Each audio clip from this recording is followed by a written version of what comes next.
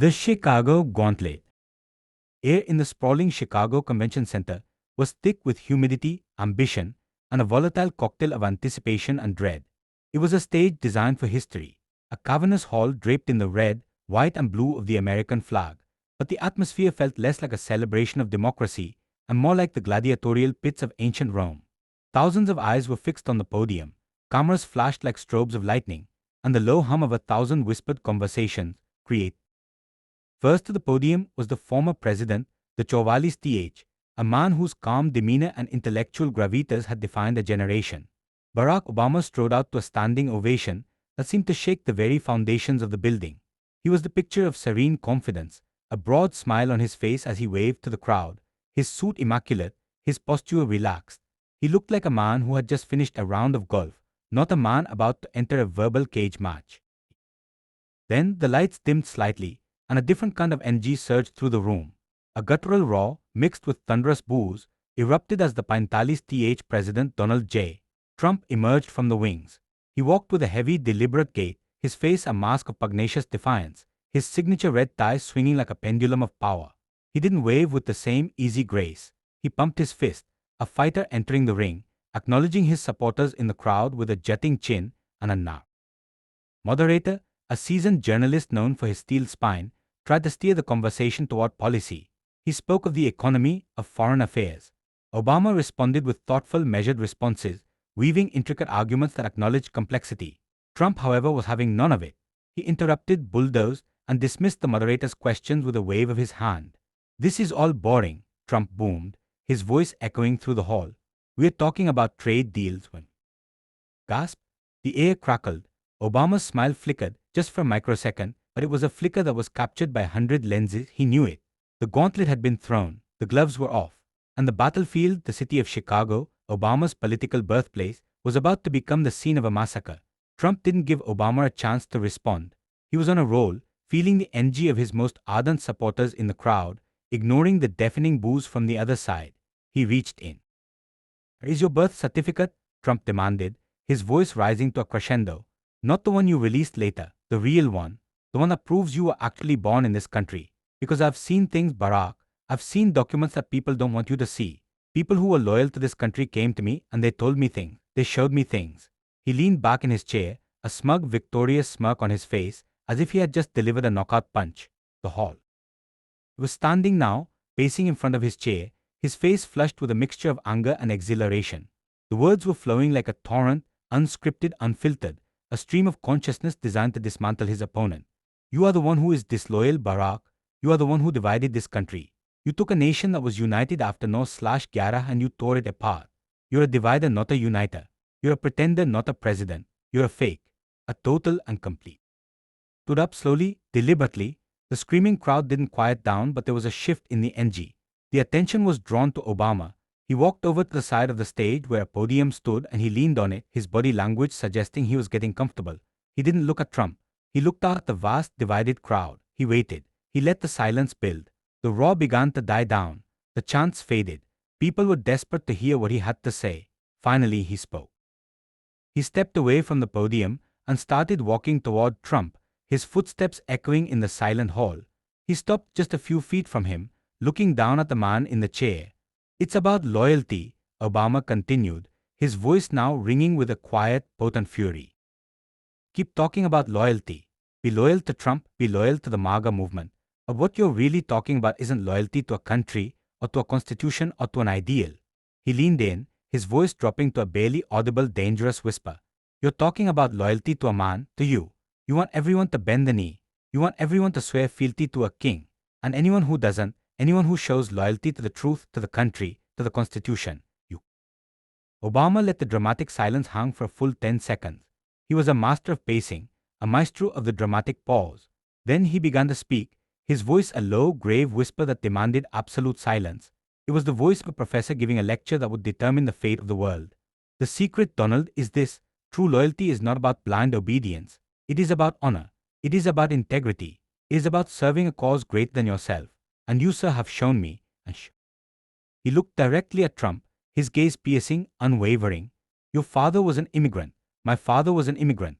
We are both the sons of men who came to this country seeking a better life. But there is a difference between us, Donald, a fundamental difference that has defined our lives. My father taught me about the values of this country, about hard work, about fairness. He taught me that the American dream is real, but you have to work for it, and you have to fight for it, not just for yours. You want to know about my secret? The secret you're so desperate to find? Obama asked, a thin, bitter smile playing on his lips. You've been looking for it in birth certificates, in conspiracy theories, in all the wrong places. You've been looking for dirt, for scandal, for something that will bring me down. He leaned forward, his voice a barely audible hiss. The secret is this: see you. See you for who you truly are.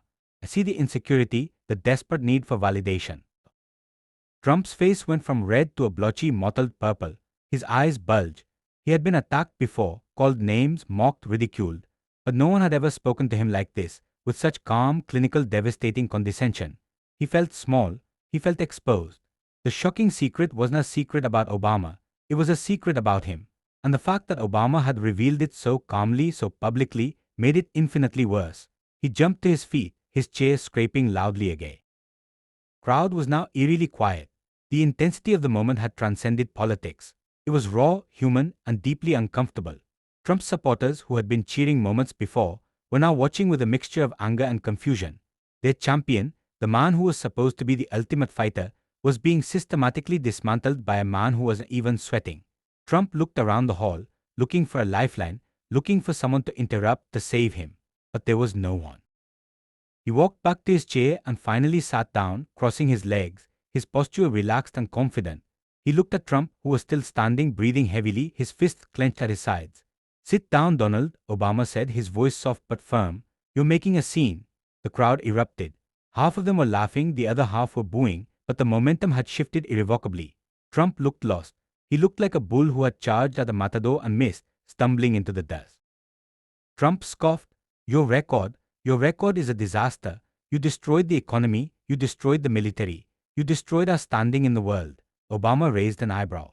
Really, the economy, the one that was in freefall when took office and was growing again when I left, the military, the one that used to take out Osama bin Laden, our standing in the world, the one that polls consistently showed was higher after my administration than before. Trump was flailing. He couldn't match Obama's command of facts, of nuance, of detail. He could only resort to bluster and exaggeration. It's all lies, fake news, you can't trust the polls, you can't trust anything. He was spiraling, and everyone in the room could see it. Obama, on the other hand, was calm, collected, and in complete control. He was fighting with his intellect, while Trump was fighting with his emotions. And in a battle of wits, there was no contest. Trump, cornered and desperate, played his final card. You don't care about this country, you care about your legacy, you care about being remembered as the first black president, that's all you care about. The words hung in the air. It was a dangerous game, playing the race card, especially in Chicago in a hall full of black and brown people. Obama's eyes narrowed. A flicker of genuine anger crossed his face, the first crack in his armor, but he controlled it. He didn't raise his voice. He didn't get. Looked at Obama, and for the first time, there was something like fear in his eyes. Not fear of physical harm, but fear of being seen, truly seen for who he was. He tried to speak, but no words came out. He opened his mouth, closed it, and opened it again. Finally, he managed a weak, pathetic defense. You don't know me, he whispered. You don't know me at all. Obama simply smiled, a sad, weary smile. I know you better than you know yourself, Donald, and that's what scares you. He collapsed into his seat, his head in his hands. He was a broken man. His entire identity, his entire brand was based on the image of a winner, a fighter, a man who never backed down. And in the span of 10 minutes, that image had been shattered. The moderator, trying to salvage something, asked, Mr. President, would you like to respond? Trump lifted his head, his eyes red, his voice hoarse. I don't have anything to say, he mumbled. This is a rigged game. It's always been rigged, he started. Obama looked at him with a mixture of pity and contempt. You want to know the real secret, Donald? He asked, his voice now soft, almost compassionate. The real secret is that you don't have to be this way. You could choose to be better. You could choose to serve. You could choose to be a real leader. Trump looked up at him, his eyes wide, his mouth slightly open. It was the first time anyone had ever offered him a way out, but he didn't take it. He was too far gone. He shook his head, his expression. It was over. The battle was won. Obama stood up, walked over to the edge of the stage and addressed the crowd. Ladies and gentlemen, thank you for your time, he said, his voice calm and measured. Came here tonight to talk about unity. Came here tonight to talk about healing. Came here tonight to talk about the future of this great country. Didn't come here to fight. Didn't come here to attack. But I came here to speak the truth. And sometimes the truth hurts. He turned to look. The moderator, his voice shaky, tried to bring the event to a close. Well, that concludes our summit. Thank you, gentlemen, for your honesty. The crowd was in a state of shock. No one knew what to do. Some were cheering, some were crying, some were screaming in anger. It was the most extraordinary moment in American political history, and it had all been captured on live television. Trump finally stood up, walking slowly, like an old man, toward the edge of the stage. He didn't wave. Backstage, Obama was surrounded by his own team who were congratulating him, patting him on the back, but he wasn't smiling. He looked tired, weary, sad. He had won the battle, but he knew he hadn't won the war. That wasn't a victory, he said quietly. That was a tragedy. His aides looked at him confused. But sir, you destroyed him, one of them said. Obama shook his head. Didn't destroy him, he said. He destroyed himself. Just showed the world the wreckage. He walked. Drive to the airport was silent. Obama stared out the window at the Chicago skyline, the city that had launched his political career, the city that had given him so much. He thought about his journey, from a young community organizer on the South Side to the most powerful man in the world, to this moment where he had been forced to defend his legacy against a man who seemed to represent everything he was fighting against. He thought about his wife, his daughters, his grandchildren. He thought.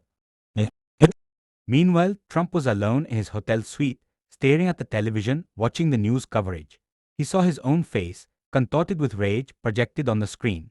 He heard his own voice, crackling with insecurity, echoing through the room. And he saw Obama's face, calm, composed, and utterly dominant. He felt a surge of anger, a wave of humiliation, a flood of hatred. But underneath it all, there was something else. A tiny voice in the back of his mind, whispering a truth he had never been. The world would never forget what happened in Chicago that night. The images, the words, the emotions would be seared into the collective consciousness of the nation. It was a moment of reckoning, a moment of truth, a moment that would define the rest of the decade. And at its center were two men, locked in a battle not just for power, but for the soul of a nation. Obama's car pulled up to the airport. He stepped out, taking a deep breath of the cold Chicago air. He looked up at the sky, a vast, starry expanse that. Back in the hotel, Trump finally stood up, his eyes red, his face pale. He walked over to the shattered television, looking at his own reflection in the broken glass. He saw a man who had been humiliated, a man who had been defeated. But he also saw a man who was still standing, still breathing, still fighting. He wiped his eyes, straightened his tie, and walked out of the room, his shoulders back, his chin up. He would regroup. He would find a way to spin the narrative. He would never admit defeat. The I and the